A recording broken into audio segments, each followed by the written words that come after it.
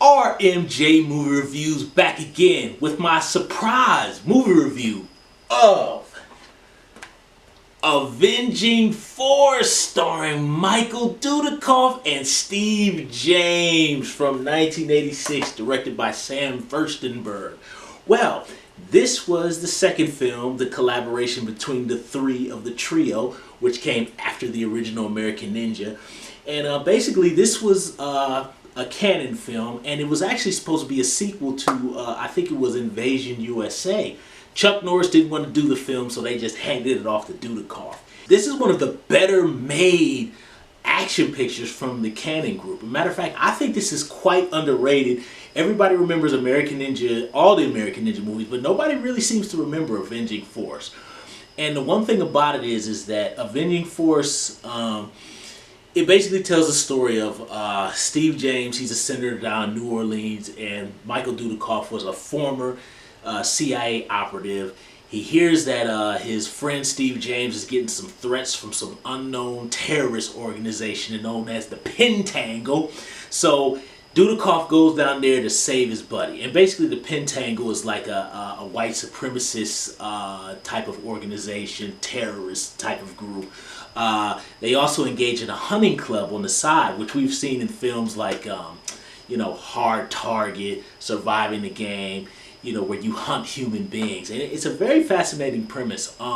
You have John P. Reilly, who was a Canon staple, who did a lot of Bronson pictures. He plays the main heavy here. Excellent, sleazy, and he's extremely evil. Steve James, he does the role very well. He's not as brash as Jackson, but he's still very good. Dudikoff here just kind of does his thing. He kind of just, Dudikoff is Dudikoff. It's just like when you see Keanu Reeves is Keanu Reeves. There you go. The big thing about Avenging Force is the risks that it takes. This is a very down and dirty action picture, and it goes in some very uncomfortable places. Namely, going into the second act, spoilers, Steve James and his entire family is murdered. And I'm saying the children are murdered as well. And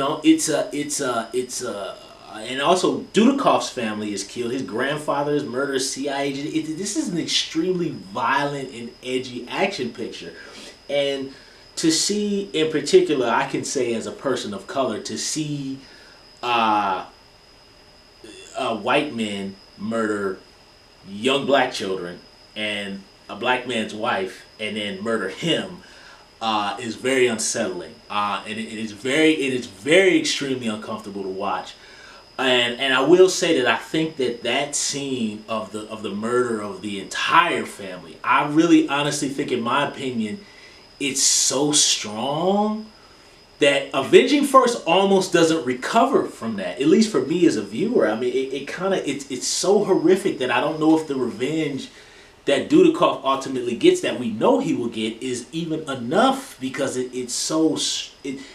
that image ingrained of in particular our history of white men killing black men, black women, black children is such a strong image in our psyche that when it gets to the third act of Avenging Force that takes place in a swamp, Dudikoff has to survive the man-hunting man angle of the plot, and the action sequences are all unique.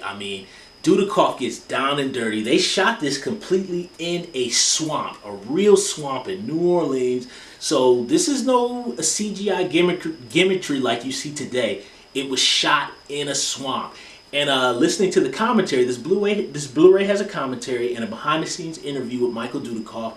And this dude, he went home and had leeches, and he had all kinds of infections, and I think he got bit by all sorts of water bugs and things like that. They were in that swamp, and I guess the only way they would combat, there were actually gators in there too, and the only way they would combat gators not actually eating the actors was they would have gator wranglers or whatever, and they would go out there with the special effects bombs, and apparently that would scare them away. But according to Dudikoff on the commentary and Sam Firstenberg, that would do nothing but wake them up.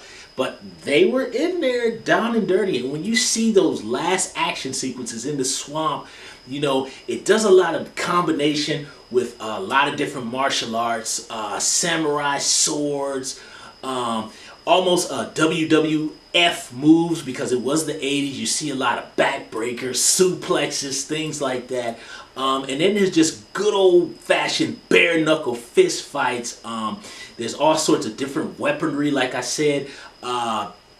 It's really cool. There's a really cool scene where one guy throws a grenade at Dudikoff and it goes off right next to him and he flies through the air. Now, the fact that Michael Dudikoff still has his legs and his arms after a grenade goes off next to him is suspension of disbelief. And Avenging Force is suspension of disbelief. The villains do have cheesy costumes, but the imagery is quite strong. And I love the fact that in that third act kind of does help you to recover after the brutality of the murder of Steve James' family.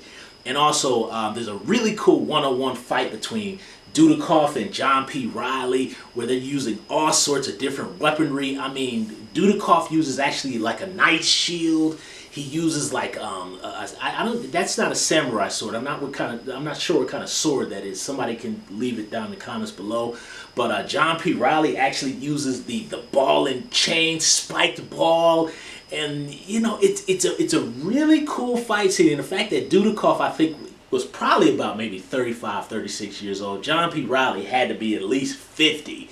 You know, and the fact that John P. Reilly is such a strong villain that you believe that it's a formidable equal fight. But the action sequences are very unique. George S. Clinton does the music for the film.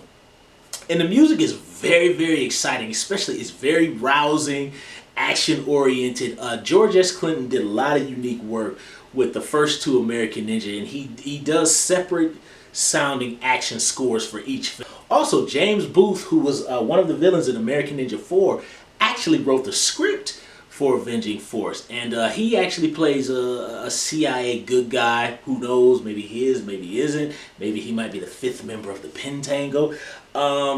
You know, James Booth. The story is very, very well done. And I will say one thing about Avenging Force: this is probably the best movie that, out of the three that Steve James and Michael Dudikoff and Sam Firstenberg did, this is the most well-written, the most well-acted, and the most powerful in terms of action sequences and story and character. And there's a lot of really character development in this version of the film. I had always grown up seeing the TV version of the film, but this Blu-ray, there's a lot of scenes that they left out on the television version. There's a lot of character stuff in here that you know, it's always maybe not the best acted, but it does leave room for you to really care about these characters when they're in danger. Because when the Pentangle comes, they are a genuine threat, and it's very violent. It holds no prisoners, and this is just the kind of risky filmmaking that they did in the 80s, you know, particularly from the Cannon Group, you know. This was a box office bomb. It's unfortunate. Nobody remembers this movie probably but hardcore action fans like us, but high recommendation for Avenging Force. If nobody has ever seen this, Google it. The Blu-ray is worth listening to the commentary to hear just how down and dirty they shot this movie, you know. The sequence in the swamp, and there's a lot of, it's a very unsavory subject matter in this film that's very, very heavy, but high recommendation. Good Blu-ray, good commentary, good interview with Michael Dudikoff and how he got started in the business. Very interesting info to the behind the scenes of Avenging Force. So, thumbs up the video, subscribe to the channel, share the video, don't forget the bell, leave comments down below about Avenging Force, and if you have a problem with violent movies like Avenging Force, why don't you go watch The Bridges of Madison County?